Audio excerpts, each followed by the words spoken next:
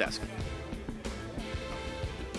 Pyra in the end, a clean 2-0 finish from G2 and an even cleaner game 2, fixing some of the weaknesses, air quotes, that we saw from them in game 1, or the slower kind of mistakes in the mid game, and here just completely turning it around or ending it. Even with that end game move, yeah, it was a good one in the end. Yeah, I mean, let's start praising G2, right? When you're taking a first tower at 6 minutes in the game, something's going really right for you, and when it's the fact that you can exploit Vitality painting themselves into a bit of a corner and then not really being able to deal with Trix Nidalee, who, you know, he hasn't played it since Worlds against the Rox Tigers, but this looked fantastic. I mean, G2 just looks so strong. The problem you have is that when Trick is so fed, when he has 5, 6 kills, you get a little confident. You think, hey, we can go for that dive, we can go for that play. And often we did see G2 just being a little bit too over-aggressive. Vitality did bite back. They did find those windows to punish the side of G2, which meant that their mid to late game was a little bit not as clean as perhaps they would have liked, but regardless, a lot of the play I think that you have to praise G2 for, displaying their dominance in this series over Vitality and demonstrating that, you know, we still know how to play League of Legends and we're damn good at it. Yeah, very good. I think the pick that actually makes it difficult for G2 to push that advantage is the Orianna. We've seen it a lot over the last 2 days. Rise in priority over at IEM as well. It's just such a good defensive pick when you're kind of defending an inhibitor siege. If G2 extend too far, suddenly Nuke Duck shockwaves them, shuts down a lot of the pressure, and it just extends the game a little bit further. So that's one of those picks that I want to watch how the European teams play around. Right. Who do you guys think the player of the series is? Meow. I want to say someone that's good at magic. It's totally Trick. Yeah, all right, nice one. Trick, of course, doing fantastic in that, and Nidalee making it his own and making everything happen. I do want to say a couple of things about Vitality. We said it before the series. They have to play G2 now, and they do not have to be ashamed or hold their heads down after this performance because they showed some good things. And with that in their heads, they can go into the next weeks where they are facing Giants, Roccat, and OG, and I'm seeing possibilities here. Yeah, show me some of the plays from game 1 with the Rengar that we had, with the Camille that Vitality had, and I think they have enough in the tank to at least ensure a safe spot. If Splice aren't careful in the coming weeks, maybe there's a possibility Vitality could just sneak into the playoffs, but it's going to have to take a lot of work out of Vitality. Yeah. It's nice to see improvement from Vitality is the key takeaway from this series. I think the expectation was that Vitality weren't going to best G2.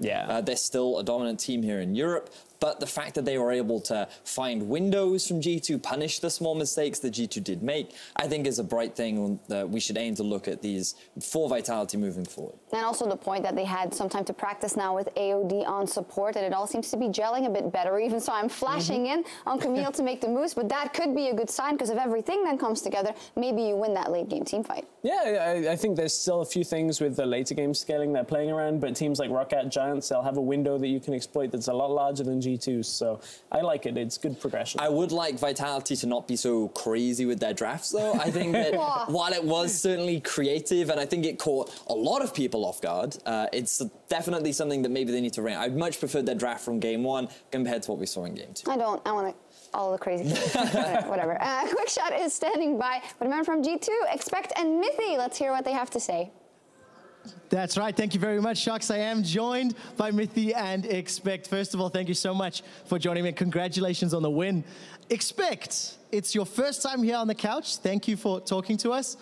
In game 1, you got tower dove when you were Nautilus. And on the player cams, we saw you, oh no, and shocked. What happened? Because I kill minion and I'm 6. And I press ult, I press R and ult, but I play many numbers, so my ult is no smart cast. So ult, and what happened? And so this is my mistake. So I'm really bad, and I can kill both, but yeah. So well, you still won the game, so congratulations for that one. No smart cast, obviously killing you. That's some tips for everybody out there.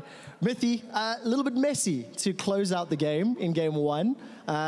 Maybe because you got caught, maybe not because you got caught. What happened? It kind of looked a bit slow.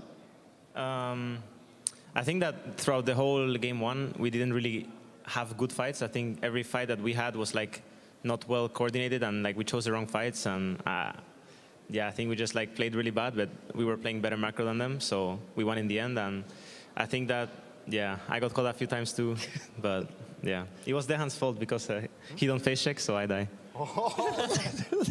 That's not fair, putting Expect in that one. Still, of course, undefeated here in the European LCS. And you guys actually made it to a final at an international tournament. Mithy, talk to me a little bit about IEM. You know, how was the experience overall? And of course, a very long day, but losing to Flash Wolves in the end. We lost to the better team, for sure. Didn't really expect to get to the finals, judging by our play. I think we just, like, out-fought and, like, how do you say, like we wanted to win more than they did, so we won some games, especially against Rocks. I think they were the better team, but we just won, in my opinion. But yeah, overall, I think we showed some strengths, which are our fighting and yeah, how fearful we are in a lot of like fighting and skirmishing scenarios. But I think we really found ourselves outclassed in terms of strategy and like making vision an objective and other things. So I mean, yeah. Never giving up. That Rock series is one of the reasons it looked like you guys bounced back. Expect, you played here in Europe for a little while. You went to IEM last weekend. How was that experience for you? We lost against Flash Wolves. Yeah. So we learned a lot micro game, and now I understand many micro game and many learns. So really good experience. What was the competition like at IEM for you in the top lane in comparison to here in Europe? Was it more difficult or was it easier? For IEM, easier than LCS because many players tank play. So important is micro games. My lane phase is really easier than LCS. Yeah. Well, there we go. You had it from Expect and, of course, G2. Top lane, more difficult in EU LCS. Guys, congratulations on the win. Thank you so much for joining us. Thank you. We're going to throw to an ad break, and when we come back, it's Splice versus Giants. Expect, thank you for the interview. That was really good.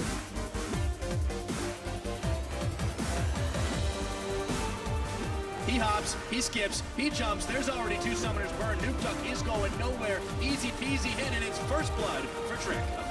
Hurts, he's had some trouble before. Let's see if he can get out the realm warp. No, it is canceled away, and AOD takes a sweep. Okay, what's up, guys? Every single kill on Trick. Great job there by Expect. The patience going in at the right game. Everyone! The boldness to chase that up. Push!